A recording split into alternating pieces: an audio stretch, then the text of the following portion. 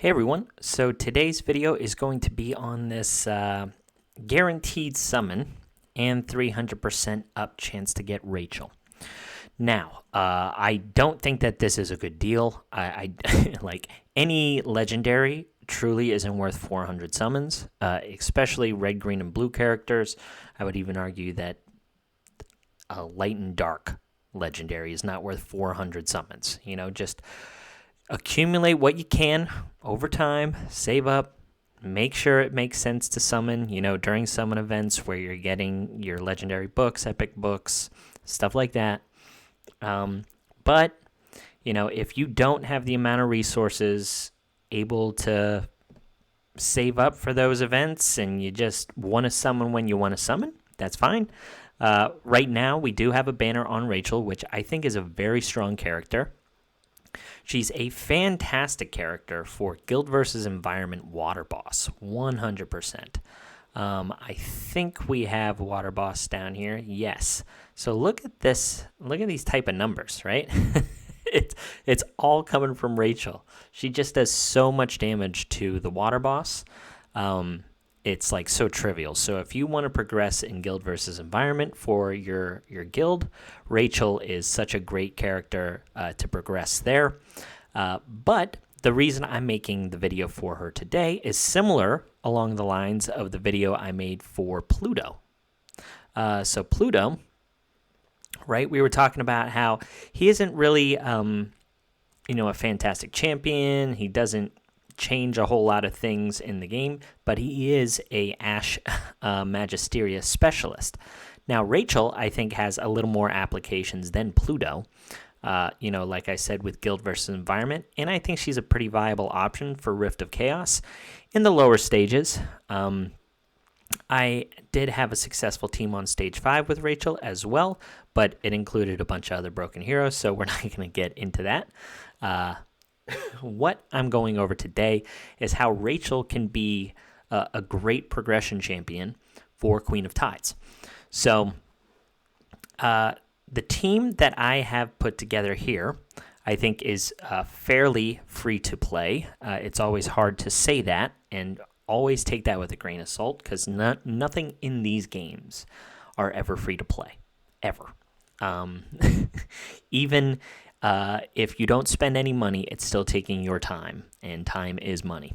So anyway, Rachel has additional benefits of being in your team on top of just being a queen killer, but she also has that leader ability in dungeons that gives your team the 25% boost to crit damage. So I wanted to show you this team here before I go over Rachel's kit, because I will go over them as well, just to show you how this team works. So I did want to mention that a little bit. So let's just talk about Rachel a little and see why she's a good champion. I still use her to this day in some comps. So let's talk about her. So her trait says, after dealing damage, if the primary target has positive effects, launches a bonus attack with the special ability. If she is ascended, each bonus attack performed grants 10% bonus crit damage, and then this is capped at 5 stacks.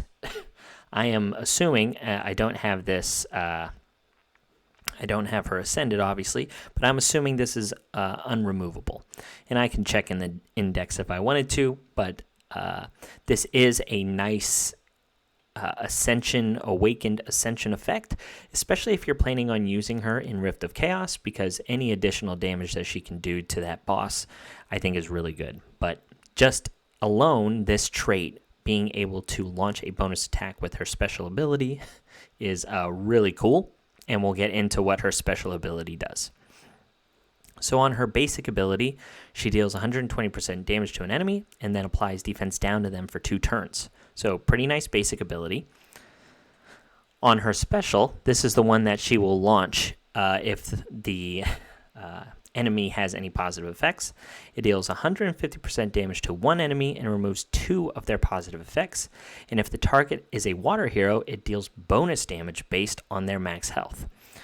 So the first things first is the removal of the positive effects. Really nice in Queen of Tides, obviously, because the more buffs she has, she can eventually do bonus attacks and really hurt your team. She can scale pretty quickly on her damage.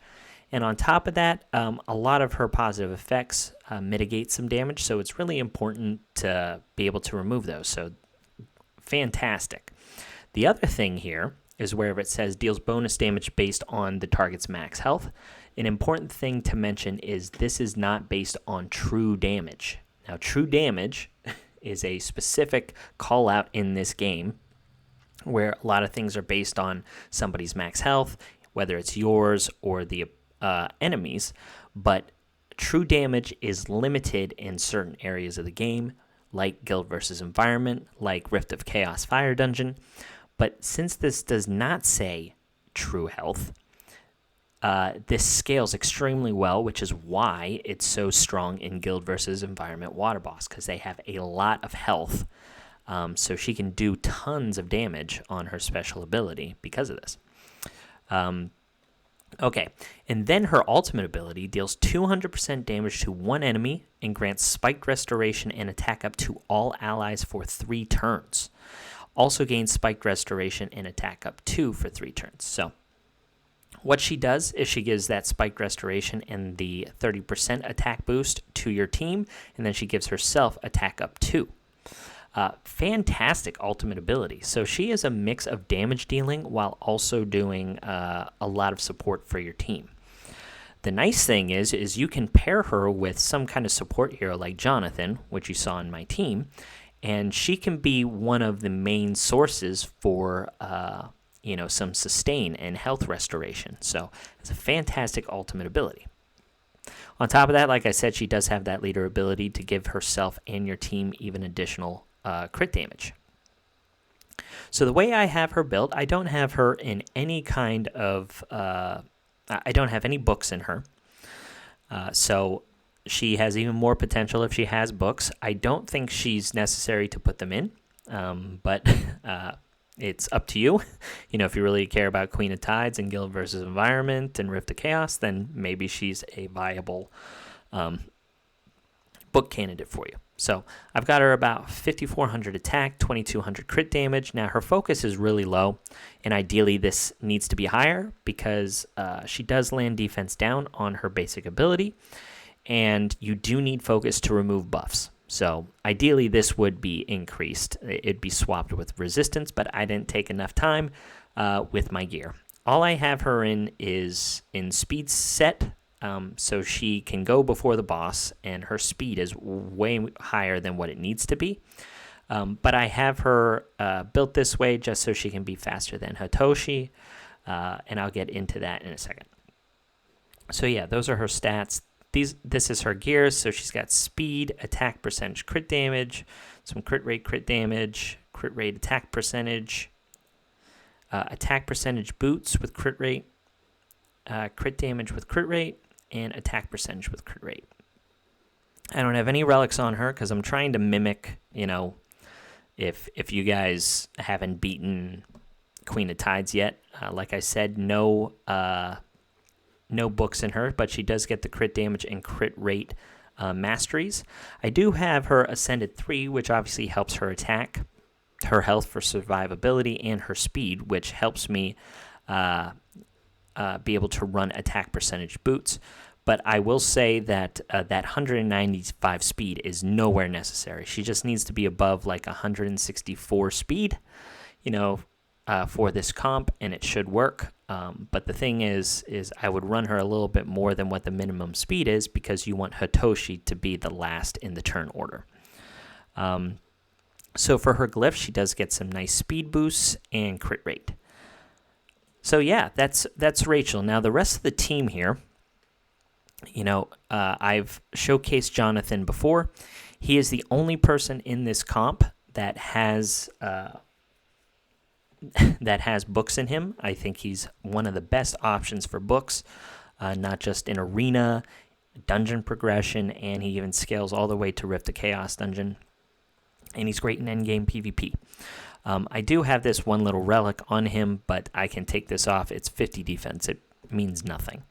Like I said, he is booked up. I don't have his True Strike and other abilities on there because I didn't think they were necessary. And then this is these are his stats. So he has 30%. 30k health. He does have a lot of speed. This is for Rift of Chaos, so you can obviously bring this way down in order to help achieve those health stats.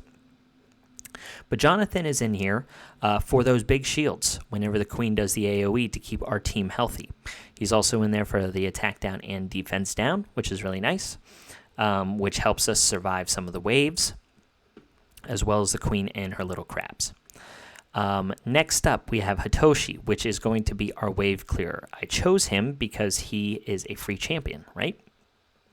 So he's a free champion. I do have him in pretty decent Avarice gear, but obviously these stats can be hit if you end up booking him. He only needs that Ascend 2, I think, to make this comp work, because the first Ascension is his attack percentage, and then the second one is his buff, where he gets those attack up stacks, which are pretty important for this comp.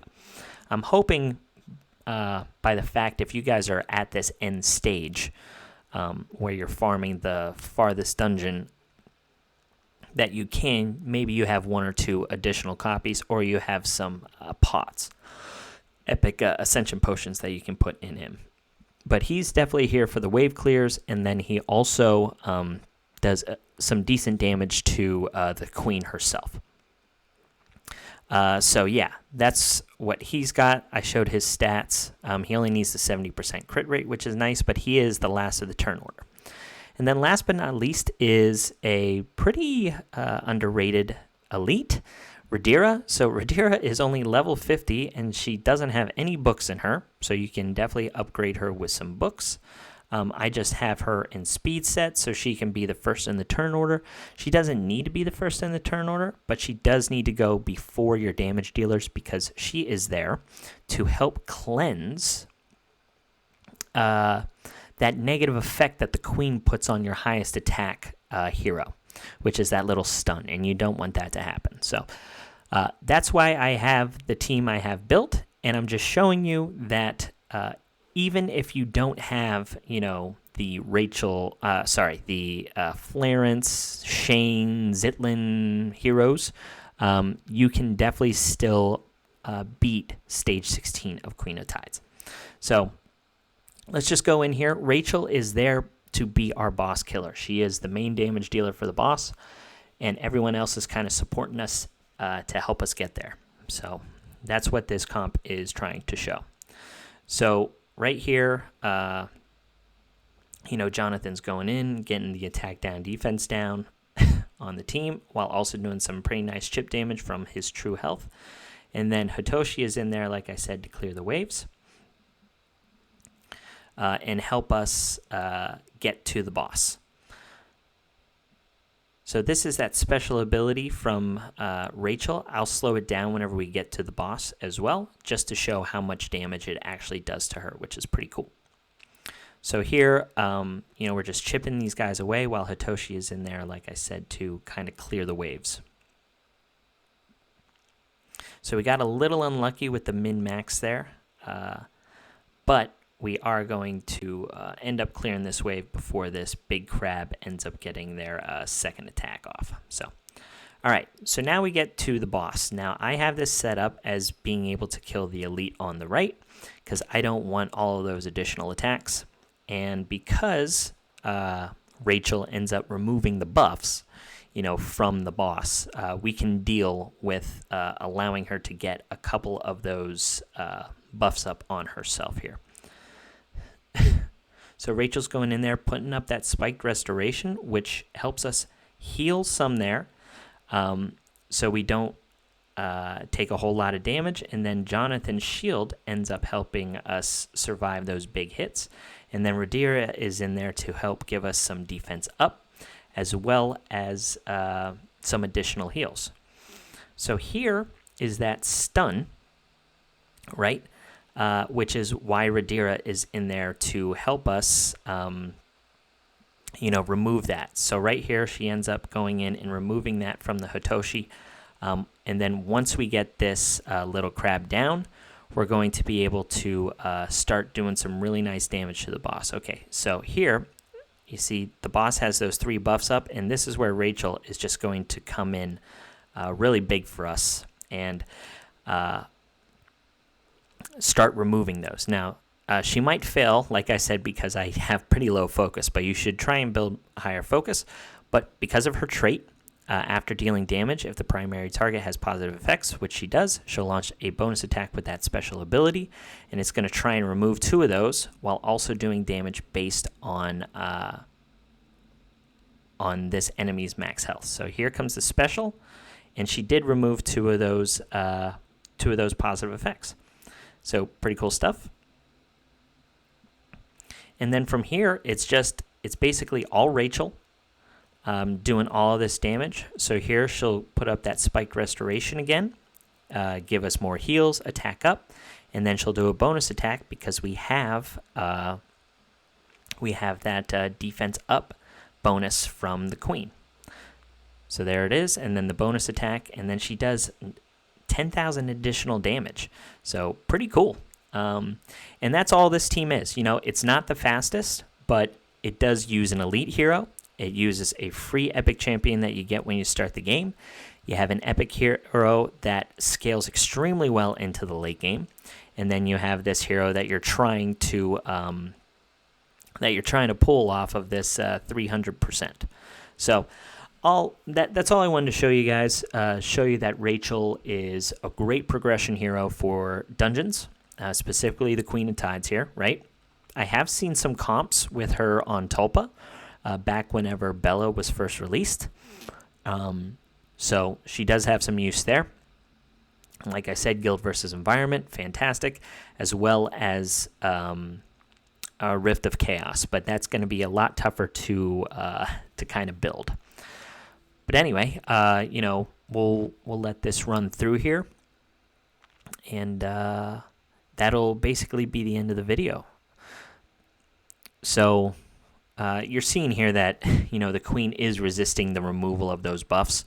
So if you wanted to make this a lot safer run, you would definitely try and build your Rachel with more focus instead of the resistance. And teams like this obviously work on lower stages as well. The gear requirements aren't as high. It's going to take some time to get gear like this, you know, but with some books thrown into Rhaenyra or whatever like that, she also becomes a much better healer, a lot more like higher value heals. And then Rachel gets most of her damage from that special ability, so I wouldn't even think they need to build her like too high of damage stats. You do need a little bit to help you clear those waves, but Hitoshi is your main damage dealer for the wave. She's just in there to remove those buffs and do that nice additional damage on the queen. So just slowly chipping away there at the queen. This is probably like I would guess a 3 to 4 minute run in background, but it should be, you know, really close to 100%. So if you guys are struggling in Queen of Tides and you're looking for dungeon progression, Rachel is a fantastic option.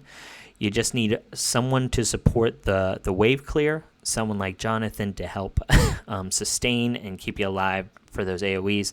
And then you just have a nice little healer in Rhaenyra come in there, cleanse the stuns, and then just some nice additional heals here and there. So yeah, that's all I got for you guys. That was just a little hero guide on Rachel. I do have an RTA video coming up for you later today as well, because RTA is back, baby.